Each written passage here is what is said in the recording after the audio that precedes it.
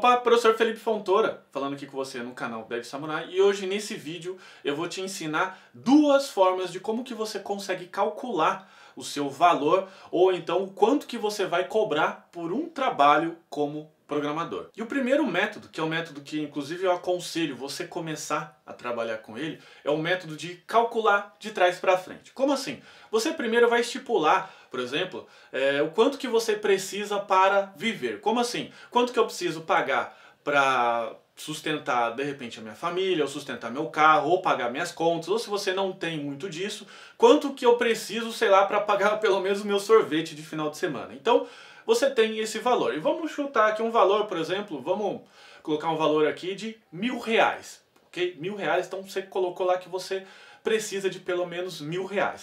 Com esses R$1.000 você vai colocar ainda pelo menos uns 20 a 30%, que é um valor de folga, para que você inclusive possa colocar esse dinheiro numa conta, num investimento, na poupança, ou guardar lá debaixo do colchão da sua casa.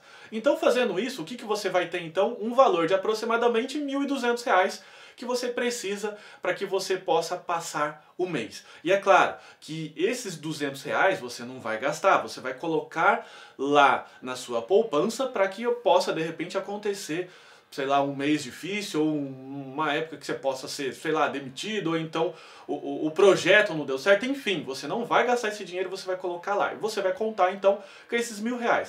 Então, sabendo disso, o que você vai fazer? Você vai dividir esses R$1.000 pela quantidade de horas que você vai trabalhar no mês. Então vamos supor que esses R$1.000 você vai trabalhar, sei lá, 100 horas no mês. Então dá mais ou menos aí R$10 por hora, que é um valor bem baixinho para a área de programação.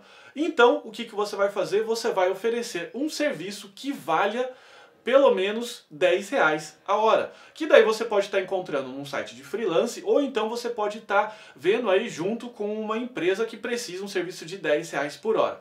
Vou dar aqui alguns exemplos. Por exemplo, automação de planilha, criação de pequenos formulários com PHP, ou então criação de pequenos websites. Claro que o website que eu estou falando, né, criar o HTML do zero, é fazer uma coisa mais rápida e simples, utilizando algum, sei lá, plugin do WordPress de arrasta e solta, ou até o próprio Wix faz isso, ou configuração de e-mail, enfim, você vai achar alguma coisa rápida que você inclusive saiba fazer.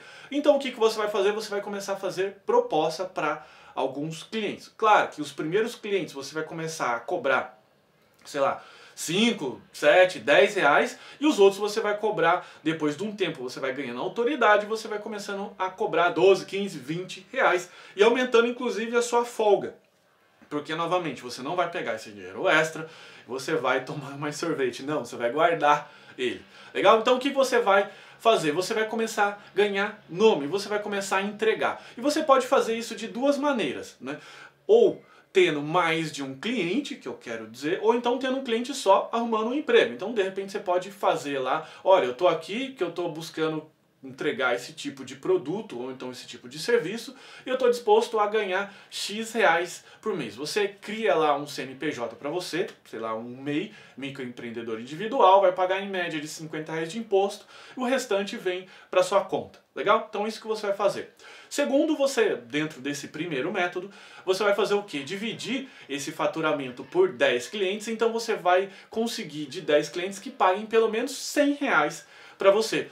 Essa segunda forma eu acho mais interessante, por quê? Porque se tiver um cliente que não goste mais do seu trabalho ou não esteja mais precisando, você não vai perder 100% do seu faturamento. Você vai fazer o quê?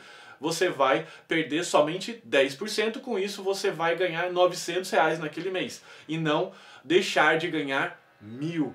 Legal? Então, essa é a primeira forma. Então, o que você faz é a conta, só resumindo, é a conta de trás para frente. Vendo o que você precisa ganhar, o quanto que você quer ganhar, divide isso pela quantidade de horas no mês que você está disposto a trabalhar. Inclusive, abrindo um parênteses, isso serve até para quem tem já mais de um emprego e quer fazer uma grana extra.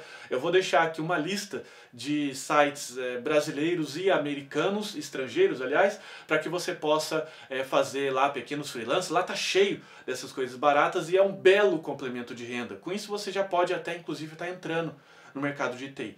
E a segunda forma, o segundo método, que é um método um pouco mais elaborado, que vai até um pouco mais no sentido de ser empreendedor, é criar alguma coisa que ela tenha um pouco mais de valor para o outro lado. Como assim? Vou dar um exemplo para você. Às vezes você constrói o mesmo programa, exatamente o mesmo programa que de uma forma você faz, usando a mesma tecnologia, tá? Vou colocar a tecnologia aqui. JavaScript HTML5. Você faz um site com isso. Você cria um app mobile utilizando HTML e JavaScript. Só o fato de você ter criado um app, ele já vale às vezes até 10 vezes mais. Até sendo mais simples. Por quê? Porque a pessoa tem uma percepção de valor diferente de um app do que um website. Porque na cabeça dela, um app é uma coisa mais complexa, mais completa. Na cabeça dela, ela pensa dessa forma. Mas na sua, de técnico, você sabe que às vezes é até mais fácil fazer um app para um smartphone, um aplicativo para smartphone, do que fazer um website mais complexo. Então o que você vai fazer? Você vai procurar essas tecnologias que são hoje, presta atenção, anota aí, aplicativos para telefone celular, chatbot para Facebook, fazendo algumas coisas utilizando aí o Watson, utilizando inteligência artificial. O Watson é um produto da IBM que ele está muito mais fácil de fazer essas coisas com inteligência artificial, você não precisa saber esses algoritmos complicados. E fazer o IoT. O que é IoT? Se você sabe um pouco mais de eletrônica, é o Internet of Things. Que significa o quê? Criar ali um Arduino ou um hardware pequeno que até você compra, fazendo leituras de estímulo e mandando isso para um servidor lá na web. Legal? Então essas tecnologias são as que estão bombando hoje na web e as que estão criando muito valor na cabeça das pessoas. E eu vou dar um exemplo aqui. O Arduino você programa em C, que é uma programação que muitas vezes você já aprendeu na faculdade, que você faz um looping, um programa ali, um looping de leitura de temperatura, ou leitura de alguma coisa, de algum estímulo, ou de passagem de pessoa num sensor infravermelho, sei lá. Você vai fazer isso, você vai mandar para um servidor via REST. Eu sei que eu estou confundindo sua cabeça com essa sopra de letrinha, mas anota no papel depois você vê, tá?